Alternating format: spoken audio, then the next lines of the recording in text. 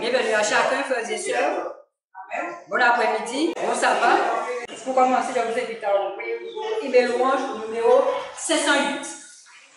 Seigneur, mon âme soupire après tes merveilles, pour t'écouter et t'inspirer à tes pieds toujours assis.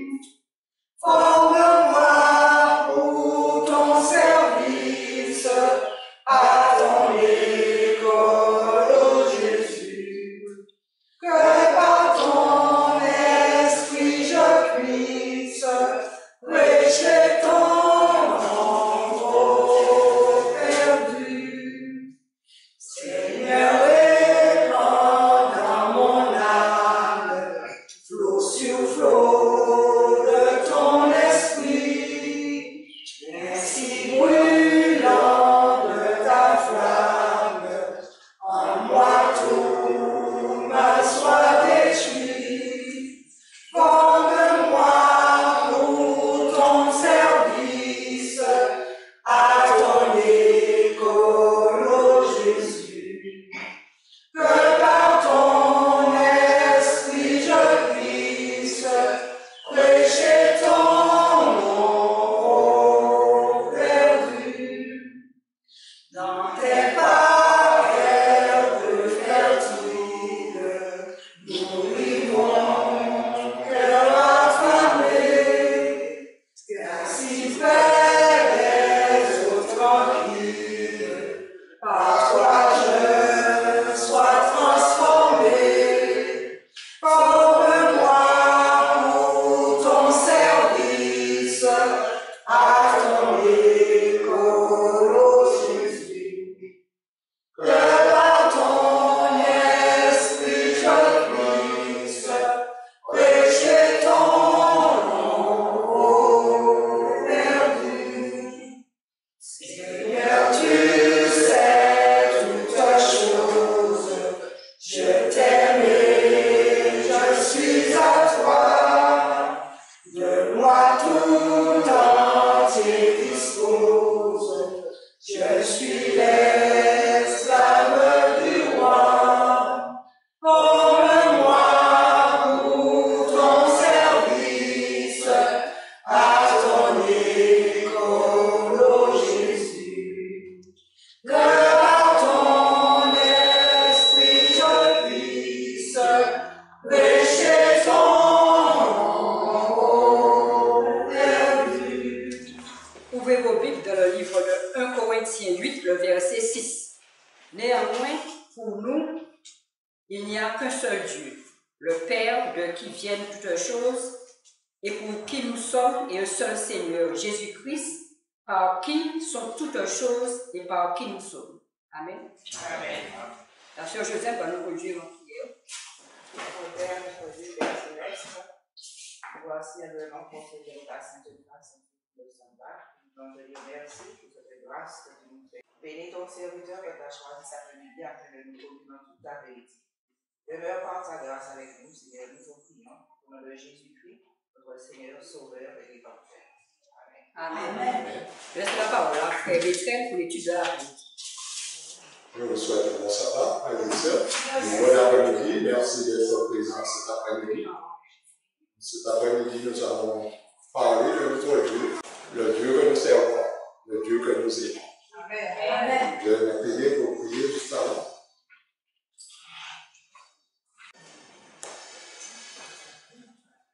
Nous avons tous été, ou presque, je le dis, issus du catholicisme, n'est-ce pas? Nous avons été instruits dès notre enfance dans le catholicisme. Et on nous a inculqué certaines choses, certaines vérités. C'est vrai, il y a un Dieu, mais quel Dieu nous a-t-on présenté? Un Dieu en trois personnes. Un Dieu auquel nous-mêmes, nous n'avons peut-être jamais réfléchi là-dessus. Nous n'avons jamais compris. Et cela même qui nous a présenté ce Dieu-là ils ne comprennent pas, ils ne peuvent pas non plus expliquer ce Dieu qu'ils nous demandent d'adorer. Maintenant, nous avons été, à travers d'autres religions, le catholicisme, l'évangélique ou autres, et il se trouve que c'est toujours la même chose. C'est toujours ce même Dieu, et la majorité du monde croit qu'il y a un Dieu en 3 personnes, n'est-ce pas? Mais est-ce que le fait que la majorité du monde croit qu'il y a un Dieu à 3 personnes, est-ce que cela fait une vérité? C'est pas parce que la majorité croit que c'est une vérité. Donc, nous avons fait des recherches ou alors quelqu'un est venu vers nous présenter cette vérité. Qu'il y a un Dieu qui règne sur toutes choses et son Fils Jésus-Christ. Et c'est le vrai Dieu, le seul vrai Dieu. Mais qu'est-ce que ça change? Pourquoi faut-il aujourd'hui qu'on sache quel est le Dieu que nous adorons? Quel est le Dieu véritable? Nous avons toujours prié, lorsque nous étions catholiques, à un Dieu que nous a présenté. N'est-ce pas? Et aujourd'hui, pourquoi faut-il qu'on sache est-ce que nous adorons le véritable Dieu, à votre avis? C'est là où ça dit au fur et à mesure, c'est parce que au fur et à mesure, on va découvrir des choses. Nous avons mis la femme, comme on dit en Coran, au fur et à mesure, on découvre les choses. Oui, c'est vrai, la connaissance augmentera des Écritures. Effectivement, ce qui semblait être vrai dans le passé, vous savez, ne l'est plus aujourd'hui. Vous savez que jusqu'à la journée d'aujourd'hui, il y a des adeptes qui croient encore que la Terre est plate. Des choses cachées seront révélées aussi. Voilà, des choses cachées seront révélées. Effectivement, nous allons lire un passage dans le livre de l'Apocalypse, au chapitre 14 et le verset 6 et 7. La raison pour laquelle nous devons savoir si nous adorons le vrai Dieu. Il est dit, je vis un autre ange qui volait par le milieu du ciel, ayant un évangile éternel pour l'annoncer aux habitants de la terre, à toute nation, à toute tribu, à toute langue et à tout peuple. Que disait cet ange? Il disait d'une voix forte, craignez Dieu et donnez-lui gloire, car l'heure de son jugement est venue. Et adorez celui qui a fait le ciel, la terre, la mer et les sources d'eau. D'où venait cet ange? Du ciel. Le message vient d'où? Du ciel. Le message vient du ciel. Et le message est pour qui? Les habitants de la terre. Pour les habitants de la terre. Maintenant, qu'est-ce qui nous est demandé d'adorer? Quel Dieu nous est demandé d'adorer? Celui qui a fait le ciel, la terre, la mer et tous les sources. Celui qui a fait le ciel, la terre, la mer et toutes les sources d'eau. Et nous-mêmes. Nous avons été créés, donc nous lui appartenons. Et il nous dit, c'est à ce Dieu-là que nous devons donner gloire. Maintenant, est-ce que c'est le Dieu trinitaire qui a créé toutes ces choses? Dans Genèse, où il nous est parlé du Dieu créateur. Et la Bible commence ainsi. Au commencement, Dieu créa les cieux et la terre. Ça, c'est tout le commencement. Avant ça, c'était néant, il n'y en avait rien. Là, nous voyons le Dieu créateur. Et qu'est-ce qu'il nous a dit au verset 2? Il nous a dit, la terre était informe et vide. Il y avait des ténèbres sur la surface de l'abîme, et le Saint-Esprit se mouvait au-dessus des eaux. L'esprit de de Dieu. Ah, vous me suivez. L'esprit de Dieu se mouvait au-dessus des eaux. Pourquoi il n'est pas dit le Saint-Esprit? Il Il est dit ici, l'Esprit de Dieu se mouvait au-dessus des eaux. Dieu et son esprit se mouvaient au-dessus d'eux. Il n'est pas dit le Saint-Esprit, frère et sœur, parce que depuis là, il aurait dû dire le Saint-Esprit. Mais il dit l'Esprit, à qui appartient l'Esprit? À Dieu. Il est dit l'Esprit de Dieu se mouvait sur la terre. Dans le psaume 33, le verset 6, pour nous faire voir encore qui a créé, il est dit, les cieux ont été faits par la parole de l'Éternel, et toute leur armée par le souffle de sa bouche.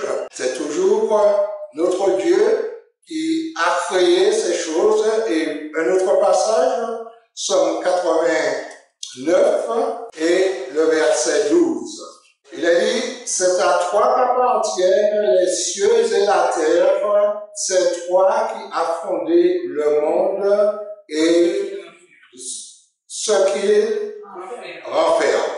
Donc c'est ce Dieu-là qui a créé le monde avec tout ce qu'elle renferme. Donc c'est un accord avec le message du premier ange de l'Apocalypse.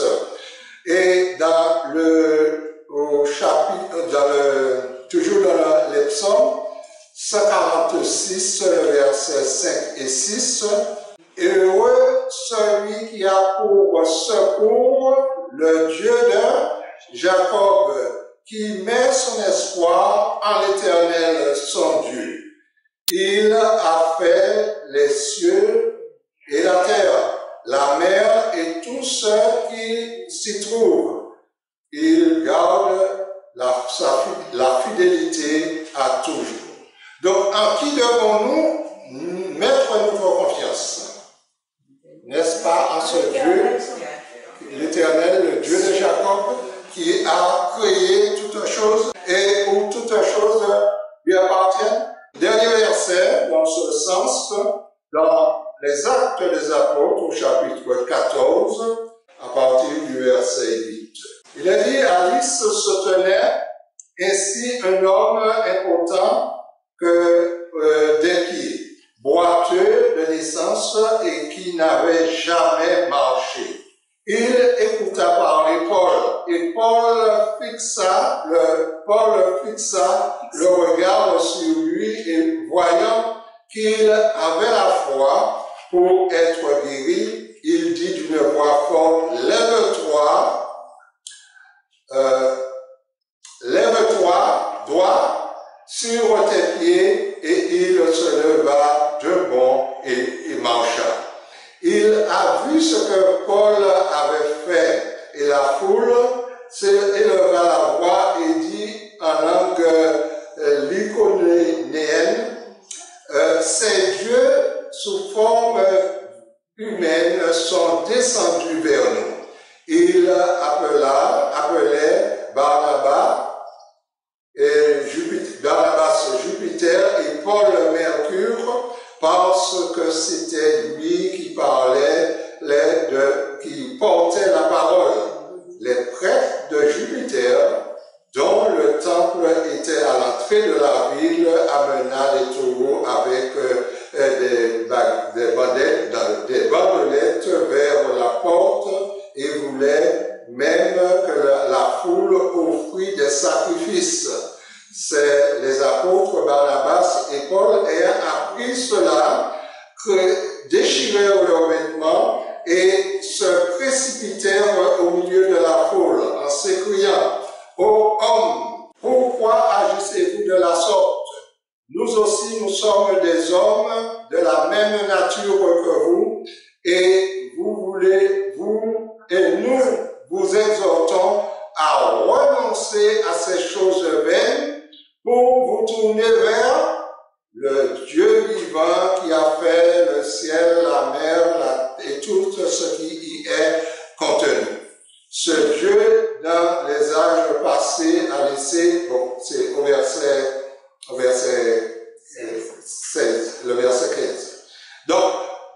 ici, nous voyons que parce que les apôtres ont fait un miracle dans cette contrée ou dans la ville païenne, dans une ville païenne, et tout de suite, qu'est-ce qui s'est passé? On les a qualifiés de dieux humains. Et même, on a voulu leur offrir des sacrifices.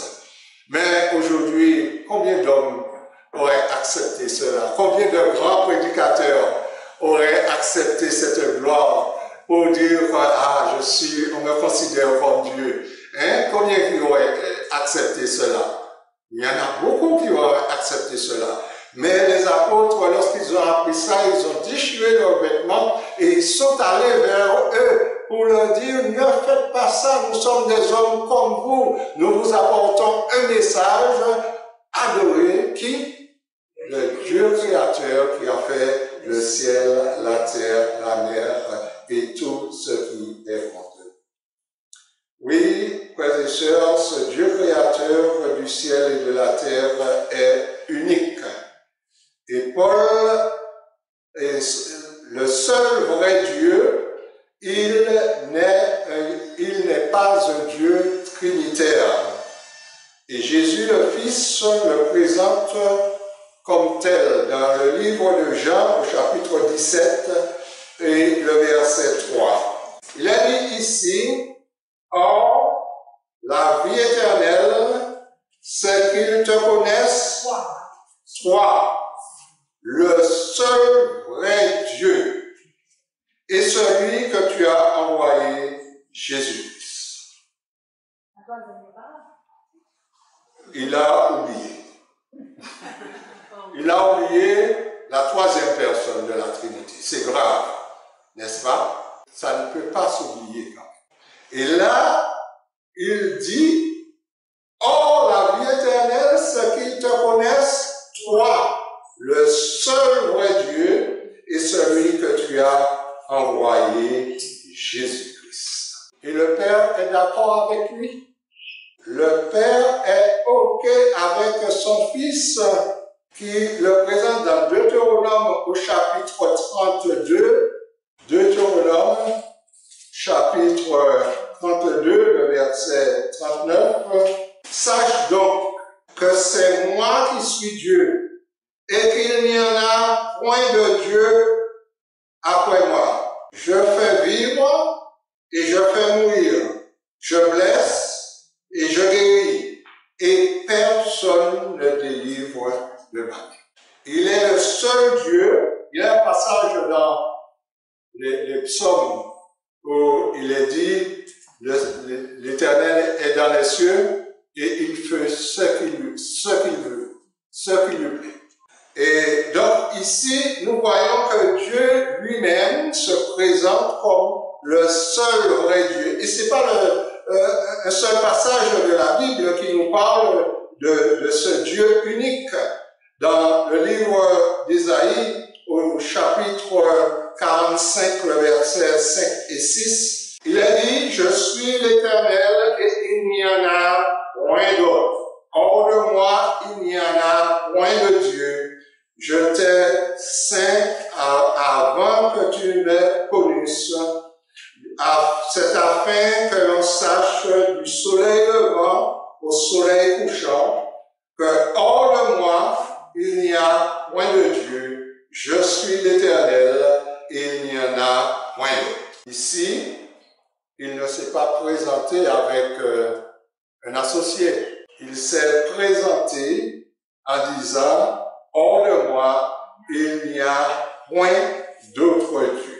Toujours le même chapitre 45, le verset 20 et 22, il est dit, oui, le verset 20 à 22, « Assemblez-vous et venez approcher ensemble, réchapper des nations. Ils n'ont point d'intelligence, ceux qui portent leurs idoles de bois et qui invoquent un Dieu incapable de sauver.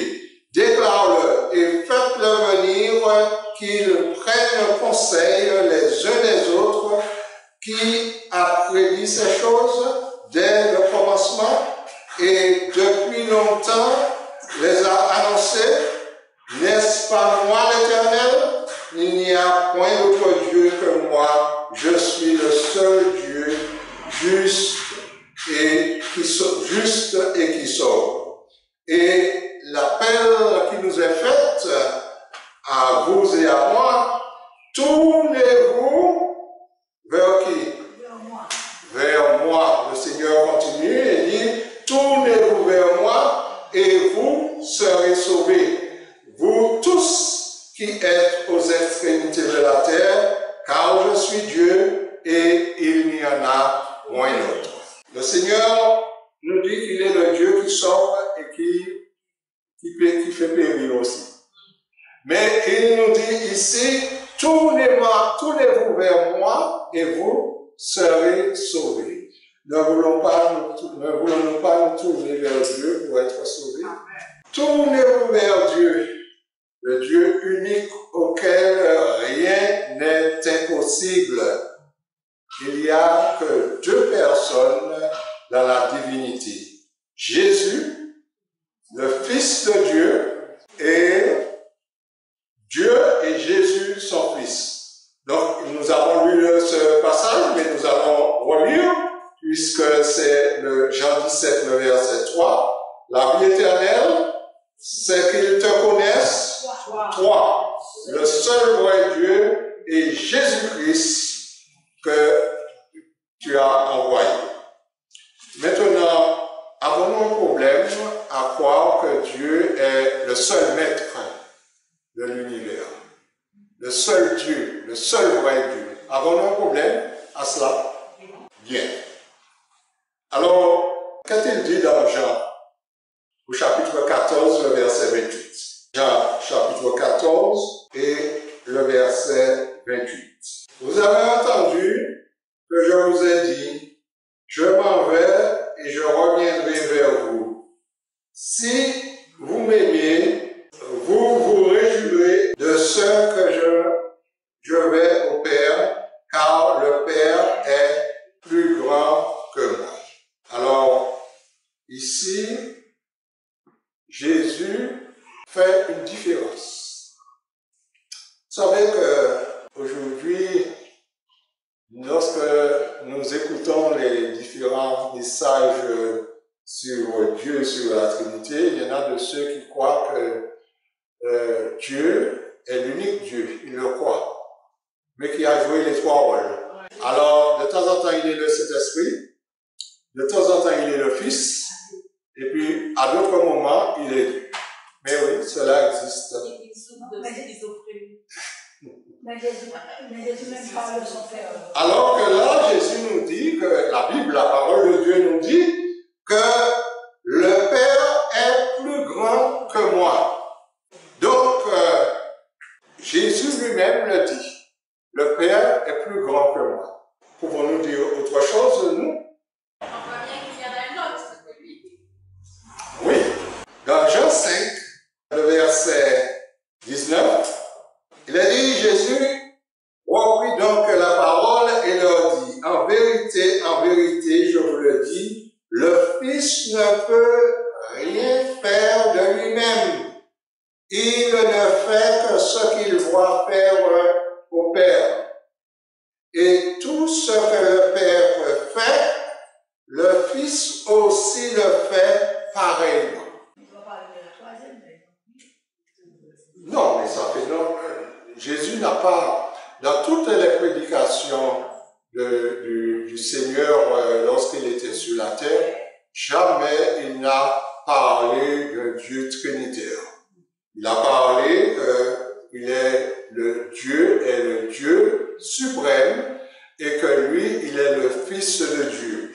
Maintenant, il dit que tout ce il ne fait rien de lui-même. C'est-à-dire, il fait les choses que le Père, qu'il voit faire le Père. Il fait tout ce que le Père fait. Parce qu'il est dit, le Fils fait tout ce que le Père fait pareillement. Mais il ne fait rien de lui-même. Avons-nous un problème à comprendre que Jésus est le Fils de Dieu? Pas un fils adopté, un fils engendré, Fils de Dieu. Donc, il a dit que le Père est lui-même plus grand que Jésus. Nous n'avons pas de problème à comprendre cela.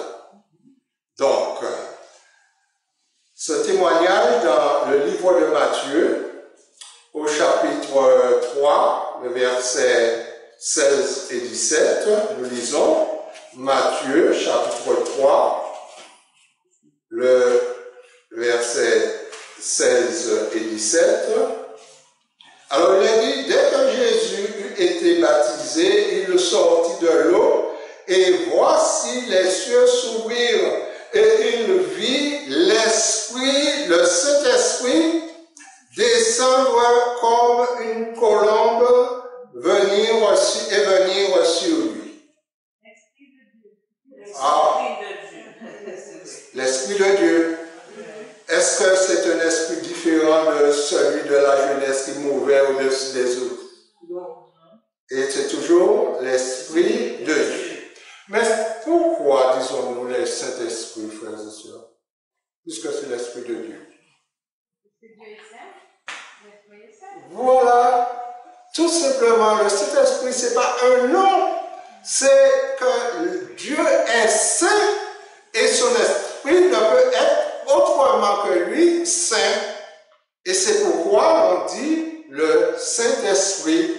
L'Esprit de Dieu et le Saint-Esprit, est-ce qu'il y a une différence?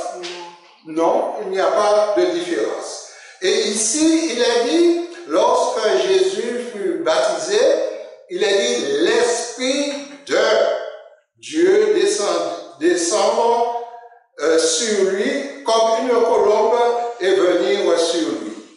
Et ce n'est pas tout. Et voici une voix se fit entendre des cieux. Ces paroles.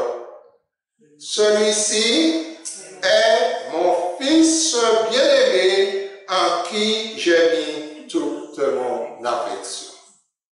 Et c'était qui parlait?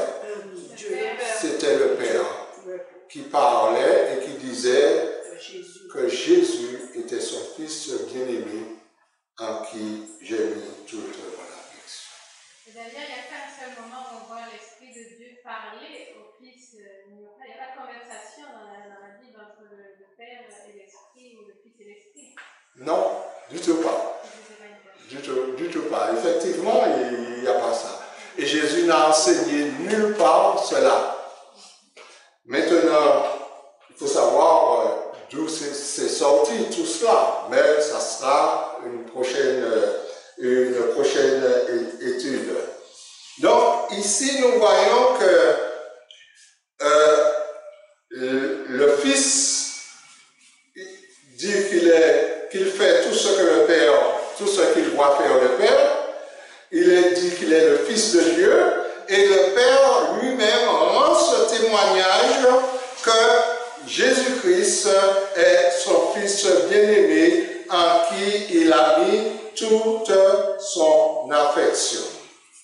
Nous allons lire Ésaïe 42, le verset 1er. Ésaïe 42 et le verset 1er.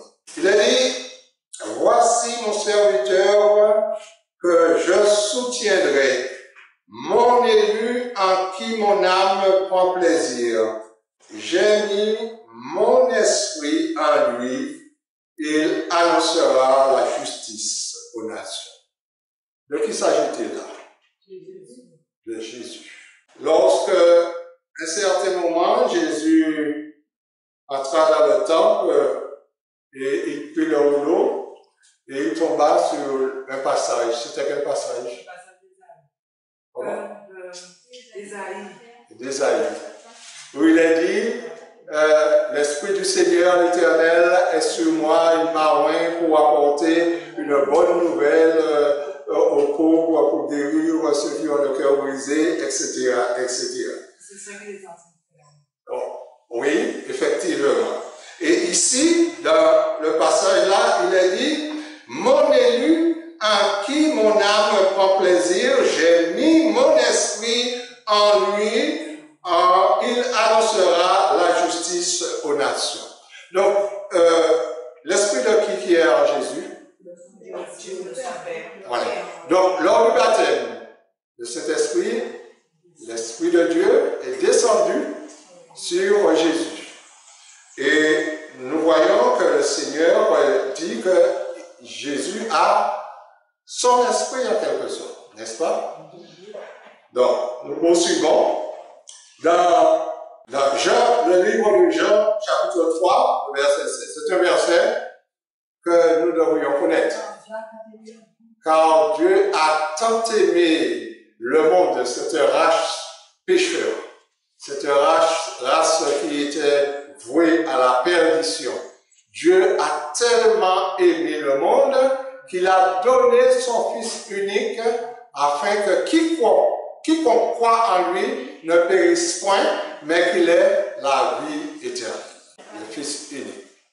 Et ça rejoint ce passage, Jean 17, le verset 3, où il est dit, la vie éternelle, c'est qu'ils te connaissent, toi le seul vrai Dieu et celui que tu as envoyé, Jésus-Christ. Donc, en Dieu, nous avons la vie éternelle, mais en Jésus, nous l'avons aussi.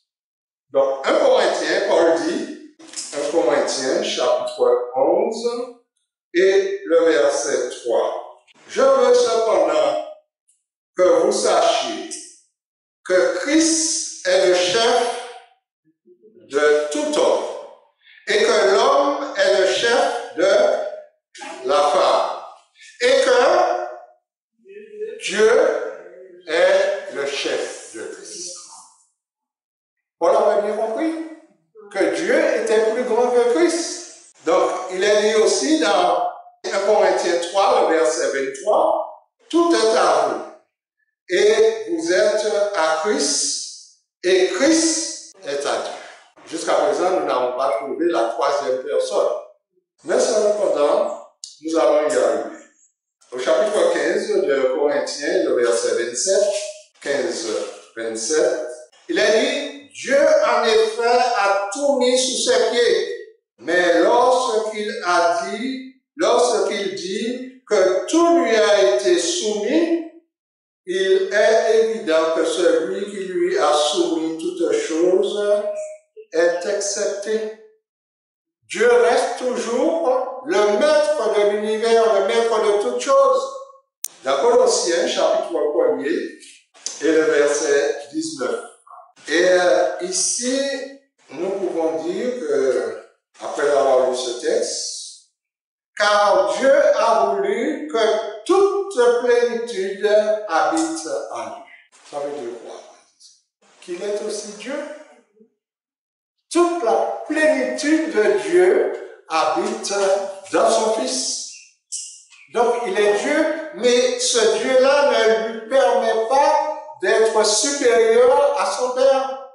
Son Père reste toujours le seul vrai Dieu, comme il l'a lui-même présenté. Donc au chapitre 2, le verset 9 de ce même livre, chapitre 2 et le verset 9.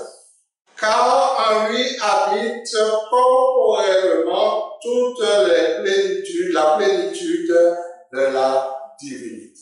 Donc, cela prouve que Jésus-Christ est Dieu. Et lorsqu'il dit la vie éternelle, c'est qu'il te connaisse, toi le seul vrai Dieu, et celui que tu as envoyé, eh bien, il dit juste, il dit vrai.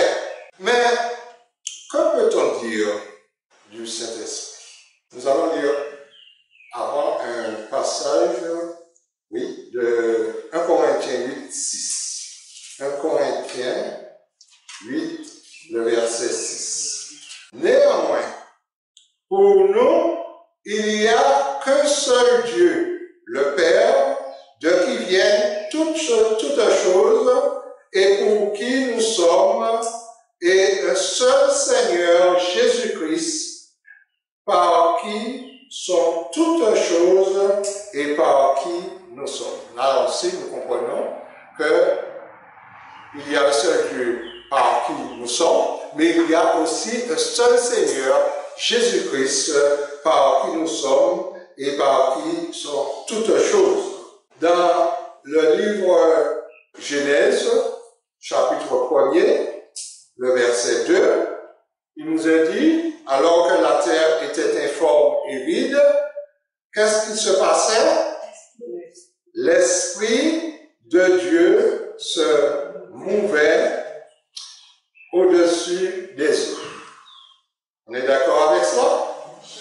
L'Esprit de Dieu, non le Saint-Esprit, l'Esprit de Dieu. Au chapitre 3 du livre de Juges, le verset 9 et 10.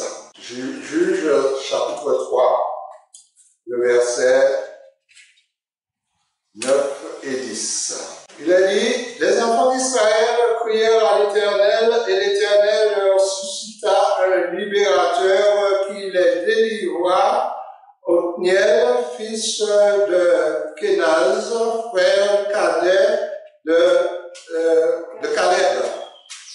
Et là, il a dit, l'Esprit de l'Éternel fut sur lui, il devient juge en Israël, et il partit pour la guerre, et l'Éternel délivra ses ennemis, etc., etc. Donc, le Seigneur donne son esprit à qui il veut.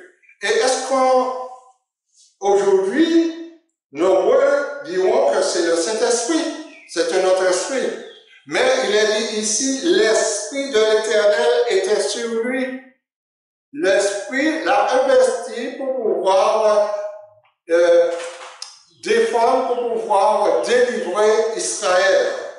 Dans le même livre, au chapitre 11, le verset 29, au chapitre 11 de Juges, le verset 29, il est dit, l'Esprit de l'Éternel fut sur Jephthé plutôt. Il traversa Galaad et Manassé, et il passa à Mitzpé de Galaad, etc., etc. Quel esprit qui était sur lui? L'Esprit de l'Éternel. L'Esprit de l'Éternel. Ce n'est pas une troisième personne. Non, c'est l'Esprit de l'Éternel. Au chapitre 14, le verset 6 de ce même livre, l'Esprit de l'Éternel saisit qui?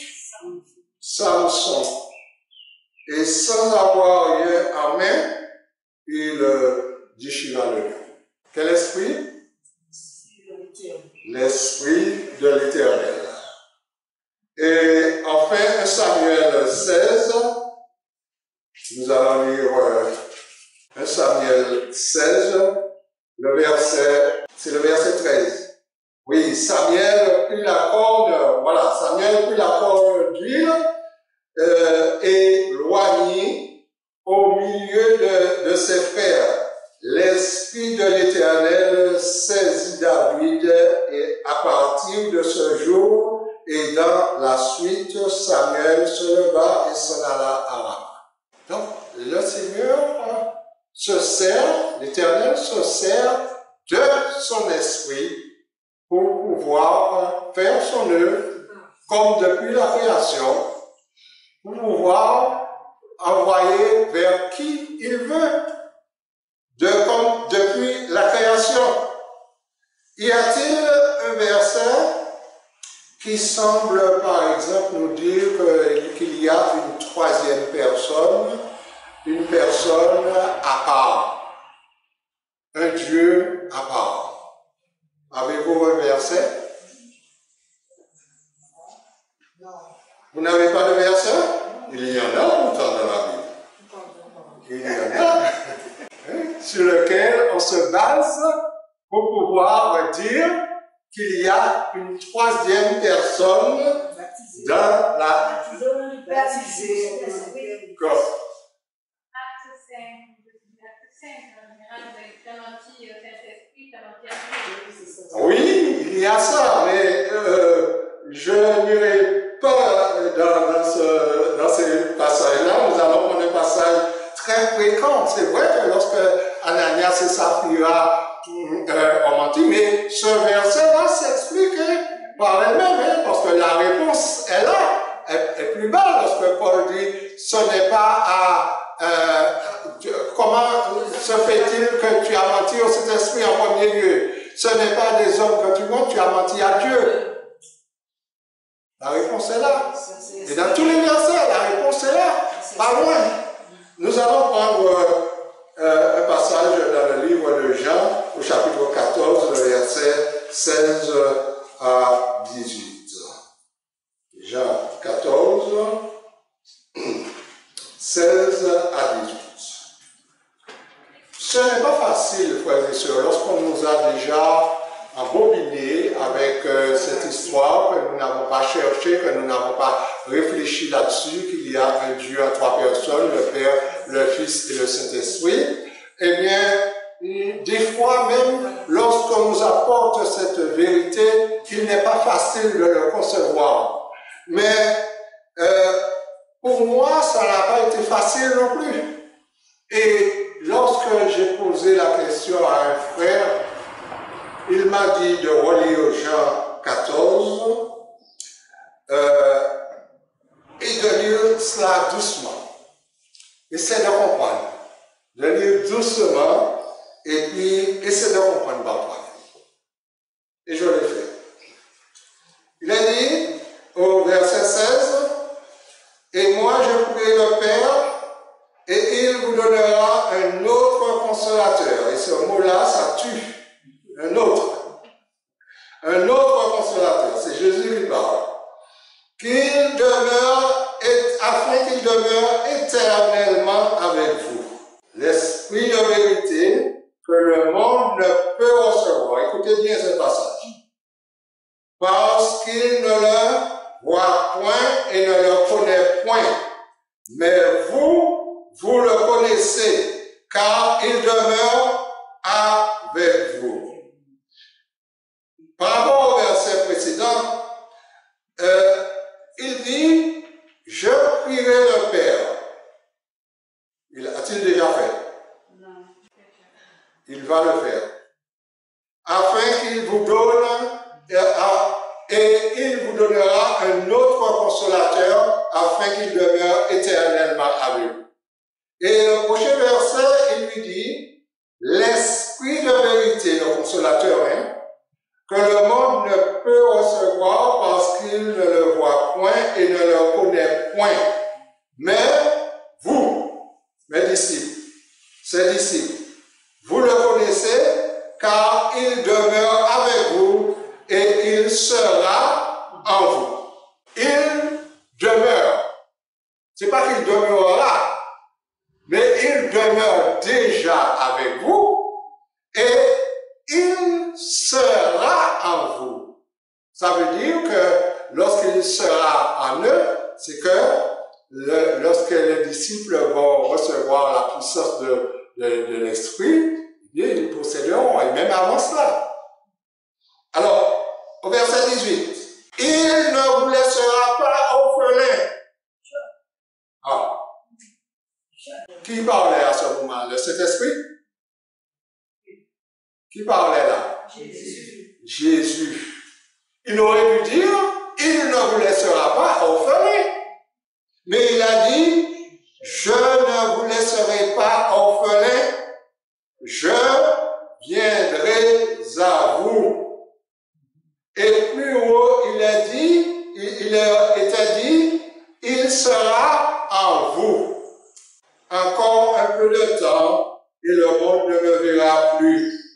Mais vous me verrez, car je vis et vous vivrez. Vous vivrez aussi. Donc, à travers ce passage, est-il difficile de comprendre que Jésus parlait de lui-même? Vous connaîtrez que vous êtes en moi et que je suis dans vous. Voilà. Donc, oui, c'est le autre consolateur, mais ça peut s'expliquer, cet autre consolateur. Pourquoi? Eh bien, nous allons trouver le verset pour pouvoir expliquer cela. Au chapitre 16, le verset 7. Cependant, je vous dis la vérité. Il est avantageux que je m'en aille, car si je ne m'en vais pas, le consolateur ne viendra pas vers vous.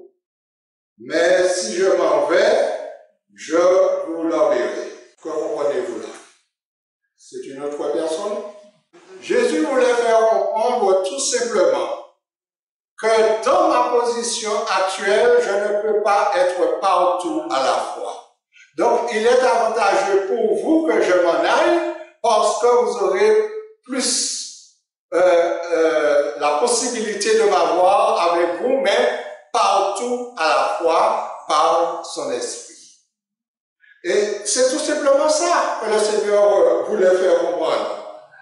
Et il dit encore, nous allons poursuivre la lecture au verset 8, et quand il sera venu le consolateur, quand il sera venu, il convaincra le monde en ce qui concerne le péché parce qu'il ne croit pas en moi. La justice parce que je vais au Père et que vous ne me verrez plus.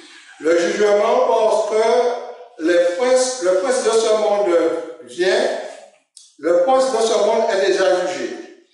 J'ai encore beaucoup d'autres choses à vous dire, mais vous ne pouvez pas le porter maintenant.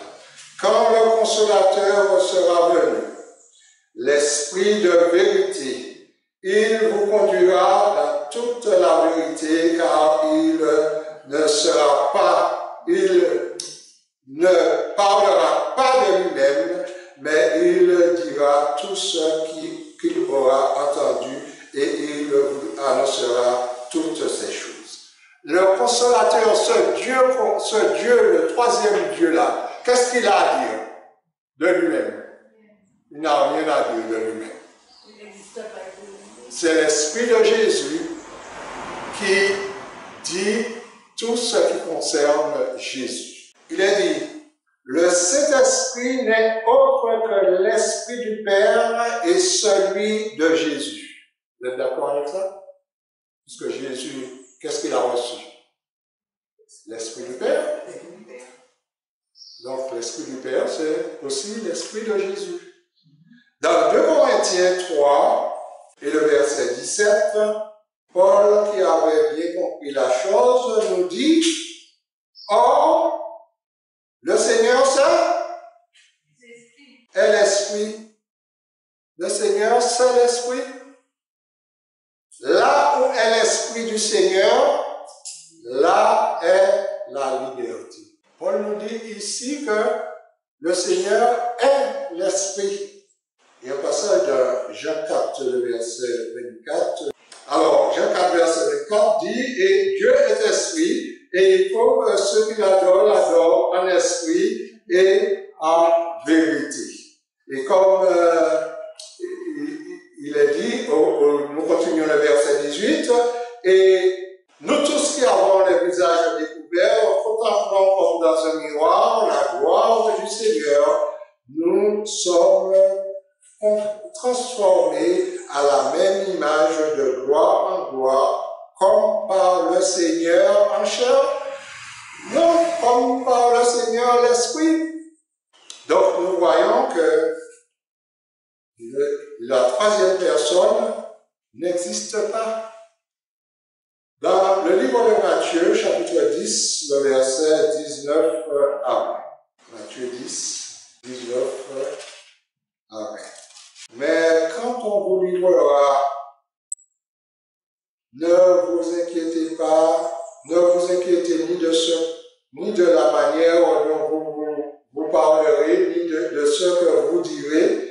Ce que vous aurez à dire vous sera donné à l'heure même. Car ce n'est pas vous qui parlerez, c'est l'Esprit de votre Père qui parlera en vous. Comprenez bien que l'Esprit de Dieu peut nous pénétrer et nous permettre de parler, de dire des choses que nous n'avons pas l'occasion de dire ou même le moyen de dire, parce qu'à ce moment-là, il nous faudra rendre un témoignage. Et le témoignage sera rendu par nous, mais pour que l'Esprit de Dieu puisse nous pénétrer, pour que nous puissions rendre ce témoignage, comment doit être le temple du Saint-Esprit?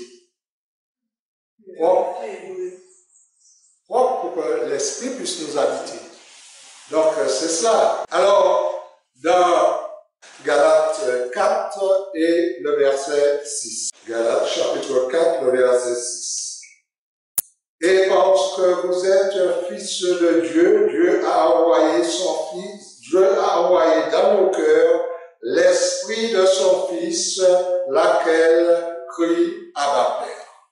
L'esprit de son Fils que Dieu a envoyé dans nos cœurs, lequel crie Abba Père. Ésaïe 61, le verset 22, il est dit, l'Esprit du Seigneur est sur moi, l'Esprit du Seigneur l'Éternel est sur moi, car l'Éternel m'a oint pour porter de bonnes nouvelles aux malheureux.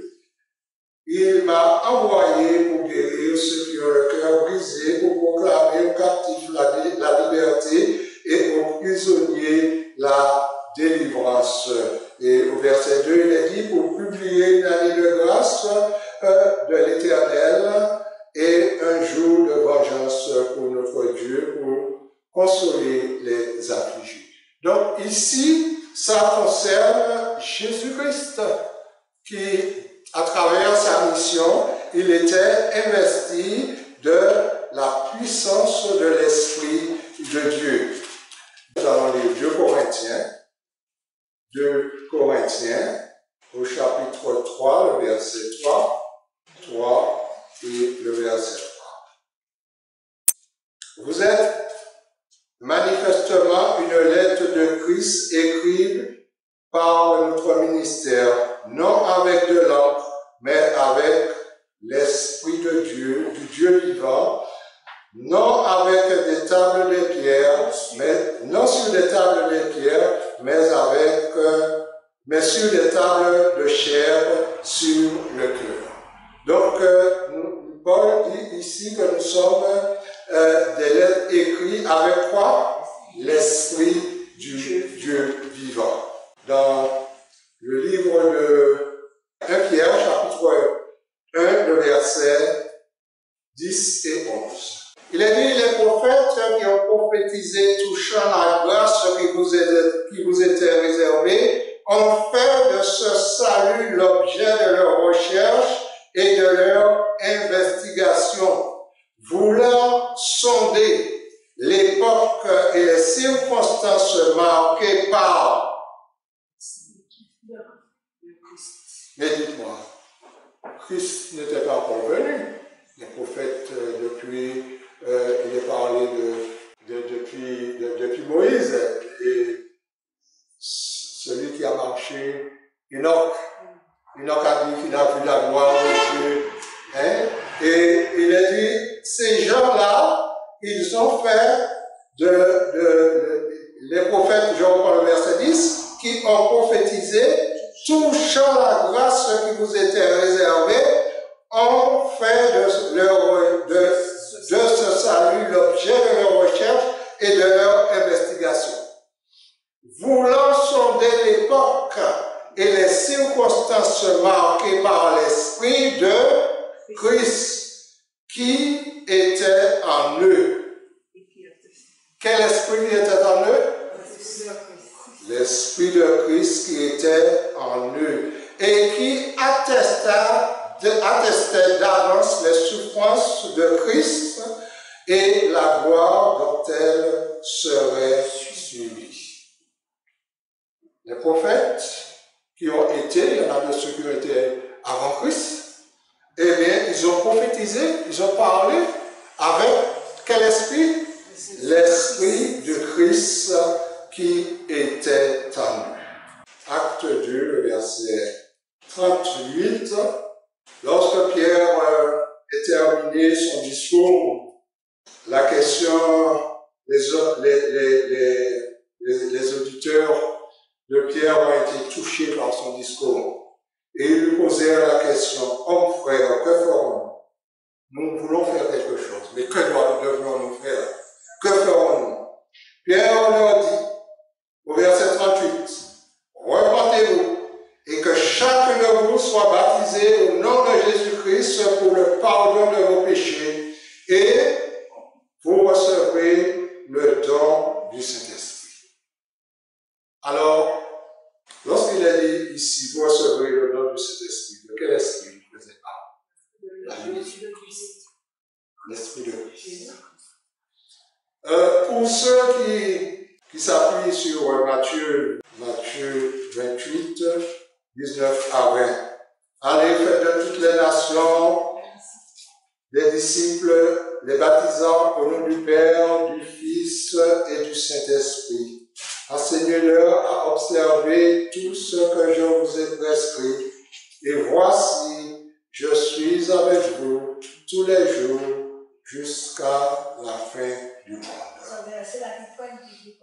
Ce verset-là, effectivement, sert d'appui. Il y en a d'autres versets qui servent d'appui pour dire que ici, le Christ dit baptisez-les au nom du Père, du Fils et du Saint-Esprit. Dans le verset que nous avons lu précédemment, c'était dans Actes, chapitre 2, le verset 38, il a dit, Pierre leur dit, repentez-vous et que chacun de vous soit baptisé au nom de Jésus-Christ. Pierre était un disciple du Christ, n'est-ce pas? Pourquoi n'obéit-il pas à ce passage? Ce n'est pas une formule magique pour nous faire ces esprits. Ce n'est pas une formule magique. C'est ça le problème. On pense que non, mais même pas pour la formule, mais c'est-à-dire, ça ne démontre pas qu'il y a trois personnes non plus dans la divinité. Ça démontre que Pierre n'a jamais pensé qu'il y avait trois personnes. Alors, voilà. Et baptisé au nom de Jésus-Christ, c'est être baptisé en Jésus. La parole de Dieu nous dit, ceux qui sont baptisés à travers l'eau, c'est en Jésus qu'ils ont été baptisés. Donc ici, nous voyons qu'il n'est pas question pour les apôtres de baptiser au nom du Père, du Fils et du Saint-Esprit. Et puis, on dit toujours qu'on ne peut pas prendre un verset de la Bible pour faire une doctrine. Ensuite, nous avons Acte 16, versets 6 et 7. Ayant été empêchés par le Saint-Esprit d'annoncer la parole dans l'Asie, ils traversèrent la Phrygie et le pays de Galatie. Arrivés près de la Mysie, ils se disposaient à entrer en Bithynie. Mais l'Esprit de Jésus ne leur a pas permis. Alors, là, nous avons au verset 6, il est question du Saint-Esprit, et au verset 7, tout de suite après, il est question de l'Esprit de qui? De Jésus. Et Paul nous a dit, l'Esprit, Jésus est l'Esprit. Donc, nous voyons qu'il ne s'agit pas d'une autre personne dans la Trinité. Et il est dit aussi dans Philippiens 1, le verset 19, car je sais que cela tournerait à mon salut grâce à vos prières et à l'assistance de l'Esprit de Jésus-Christ. Nous voyons que les apôtres eux-mêmes, ils comptaient sur l'assistance de l'Esprit de Jésus-Christ. Nous avons encore dans Romains chapitre 8, le verset 9 et le verset 11. Pour vous, vous ne vivez pas selon la chair, mais selon l'Esprit. Si du moins l'Esprit de Dieu habite en vous. Si quelqu'un n'a pas l'Esprit de Christ, il ne lui appartient pas. Comment comprenez-vous ces deux versets-là? Il est dit, pour vous, vous ne vivez pas selon la chair, mais selon l'Esprit. Si du moins l'Esprit de Dieu habite en vous. Ça veut dire le même esprit que l'Esprit de Christ habite habite en nous. Dans l'esprit. Ça veut dire que l'Esprit de Dieu habite en nous, Si comme qu'est-ce l'Esprit que de Dieu Dieu habite en Christ. Voilà, l'Esprit de Dieu qui habite en Christ habite en nous. Et il est dit plus bas, si quelqu'un n'a pas l'Esprit de Christ, il ne lui appartient pas.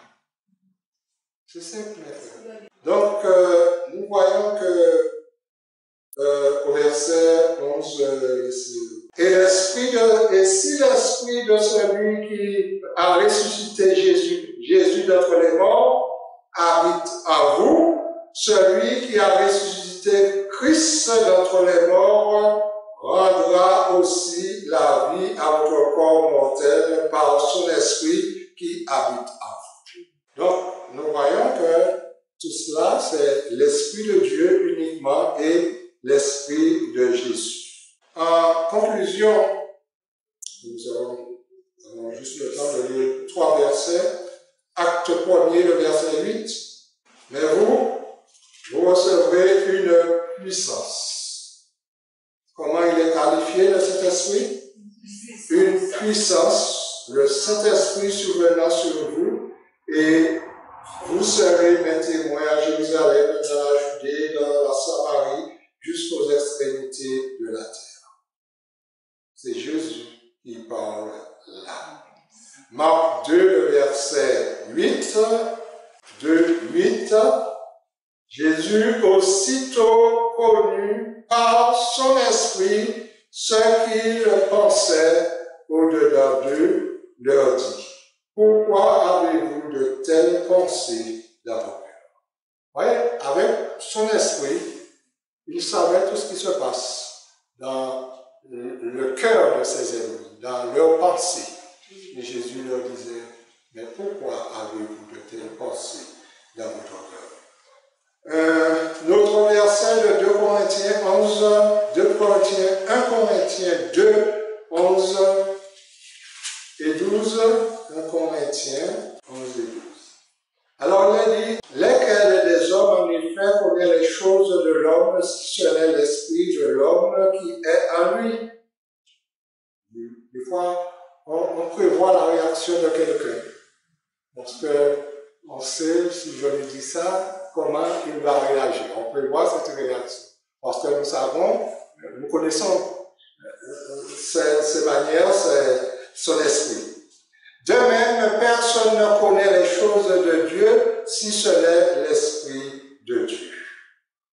Or, nous n'avons pas reçu un esprit du monde, mais l'Esprit qui vient de Dieu, afin que nous connaissions les choses que Dieu nous a données par sa grâce. Donc, voilà, nous voyons que tous les versets sont en accord pour démontrer que nous avons pris seulement la Bible. Nous n'avons pas pris d'autres livres, alors qu'il y en a beaucoup d'autres textes qui en parlent. Et maintenant, nous voyons que tous ils sont en accord. En conclusion, le Seigneur nous dit dans 1 Thessaloniciens 5, le verset 21, examinez toutes choses et retenez ce qui est bon. Ézéchiel 3, 5, 21. Dans le livre d'Ézéchiel, chapitre 3, le verset 11. Nous ne sommes pas là pour convaincre. L'Esprit de prophétie dit qu'il nous faudra beaucoup désapprendre pour réapprendre. Nous sommes là pour apporter les informations afin que tous sachent qui est le vrai Dieu. Maintenant, nous ne pouvons obliger quiconque à accepter cela. Mais nous savons une chose, c'est qu'ils savent, à partir du moment qu'ils ont écouté, qu'ils ont la Bible en main, qu'ils peuvent vérifier les textes et ils savent. Et notre devoir à nous est d'écouter la voix du Seigneur qui nous dit dans le livre de Ézéchiel, au chapitre 3 et le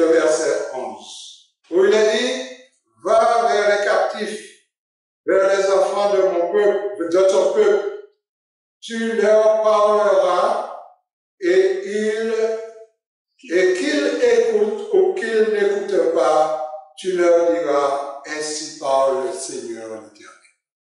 Notre devoir à nous, c'est de faire passer le message, d'amener le peuple, de ramener le peuple vers le vrai Dieu, le Dieu de la Bible, le Dieu du message du premier ange, où il est demandé dans Apocalypse 14, le verset 7, l'ange disait d'une voix forte, craignez Dieu et donnez-lui gloire, car l'heure de son jugement est venue. Donc, l'heure du jugement de Dieu est venue. L'heure de la connaissance de la parole de vérité est venue. Et adorez celui qui a fait le ciel, la terre, la mer et les sources d'eau. Le seul vrai Dieu que nous avons vu à travers sa parole. 14, Apocalypse 14, verset 7. Que Dieu vous aide, frères et sœurs, et que nous puissions persévérer et aussi chercher, étudier pour nous-mêmes et pour pouvoir être éclairés par l'Esprit du Seigneur.